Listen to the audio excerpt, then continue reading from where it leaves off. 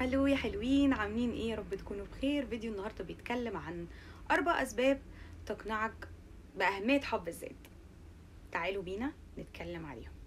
طب قبل ما اتكلم عليهم، لو انت مش هتحب نفسك ما تستناش من غيرك حد يحبك، ما تستناش من الناس ان هي تحبك، فلازم تبدا انك تحب نفسك. تعالوا نتعرف على اهميه انك تحب نفسك. تستوعب قد ايه انت حد رائع، وقد ايه حد انت مهم قوي. مش لازم لكل الناس، على الاقل لناس معينه انت اخترتها. لانك وارد انك تقابل ناس هي مش شايفه ان انت حد رائع او انك حد مهم بالنسبه لهم.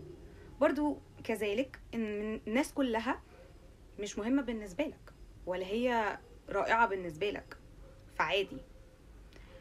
وتدرك كمان امكانيات نفسك. لو انا مدرك امكانيات نفسي، بالتالي لو انا موجود في شغل مش مقدر امكانياتي، خلاص ستوب، وبدور على شغل تاني عارف امكانياتي ولاقي فيه المميزات اللي انا عايزها، وبروح بسيب الشغل اللي انا فيه واروحه. لكن لو انا مش عارف امكانيات نفسي، وشغل اصلا هو عارف الامكانيات اللي عندي بس هو شغل بما معناه بيستغل الموظف، تمام، فبالتالي ممكن يحطك في حتة مش مناسبة مع امكانياتك تماما. طيب تاني سبب هو ايه؟ اهتم بنفسك. اهتم بنفسك وما تنتظرش الحب من مصدر خارجي. بمنتهى البساطة، لو انت اهتميت بنفسك واشبعت الحب جواك، مش هتبقى منتظر لمصدر خارجي. ولما يجيلك المصدر الخارجي هتعرف تختار صح، مش اللي هو هتبقى حد مشوش وتختار بشكل مش صح يضرك.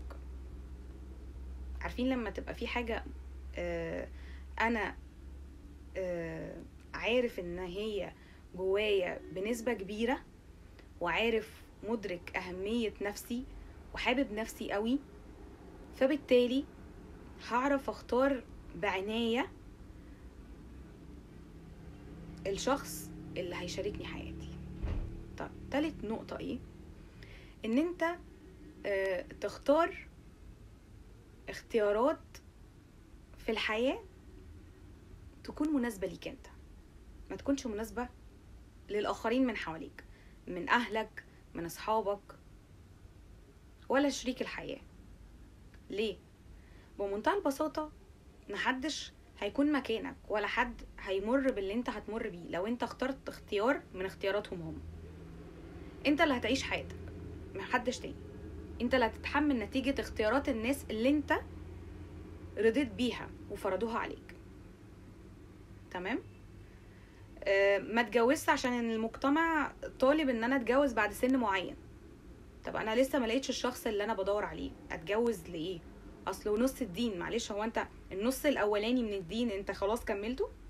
يعني معلش، يعني ما كملتوش، فما تجيش تقولي اصله هو نص الدين. ماشي؟ ما اروحش اتجوز اي جوازه واقول اصل عشان ما بورش اصل انا سني كبر. معلش، يعني قعدة الخزانه ولا الجوازه الندامه. ما اتجوزت انا وارجع بشنطه هدومي بعد كده. ادينا بنسمع الطلاقات كتير في المجتمع اللي احنا عايشين فيه. لا، انا افكر واتريث في اختياراتي، خليش حد هو اللي يختار لي. انا عارف انا محتاج ايه من شغل، عارف انا محتاج ايه في الشغل بتاعي، فبالتالي هعرف اختار الشغل المناسب ليا. مش متأثر بالناس اللي حواليا. مش معنى كده انك مش هتشور الناس اللي حواليك، يعني هتشورهم في قرارك كويس، بس ما تخليش انك الاستشارة دي تؤثر على قرارك، تؤثر على اختياراتك انت، لان في الاول وفي الاخر انت اللي هتشيل نتيجة الاختيار ده. طب رابع حاجة واخر حاجة، هي ان انت ما تعتبرش العطايا اللي الناس بتديها لك هي اساسية وضرورية بالنسبة لك. no way. لان هيجي في يوم الناس دي ممكن ما تبقاش موجودة، ايا كان بقى، قطعت علاقتك بيهم، بعد الشر مثلا ما بقوش موجودين في الدنيا، فلا، انا حياتي مش واقفة على حد، على حاجة حد بيديهاني. انا حد واثق من نفسي، بحب نفسي ما فيه كفاية، بدور على نقط ضعفي واقويها، ما استناش حد معتمد على الحاجات اللي هو بيديهاني وبس، لا. وده كان فيديو النهارده، ميرسي.